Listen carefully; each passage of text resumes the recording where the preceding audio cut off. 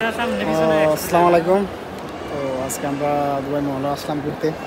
আমার অনেক সিনিয়র বড় বড় ভাইয়ারা আছে, তারপর আমার এক বন্ধু আছে, আমার আরেক ভাই আছে, আরেক বড় ভাই আছে। আমরা তারা নিয়ে একসাথে আসলাম দুবাই মহলে ঘুরতে।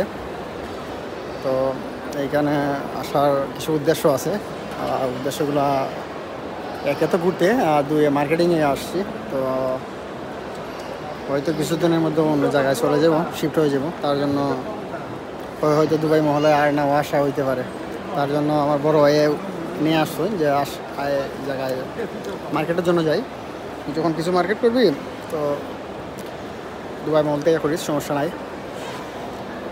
তো আরও সেই উদ্দেশ্যে আরও দুবাই মহলে আসা।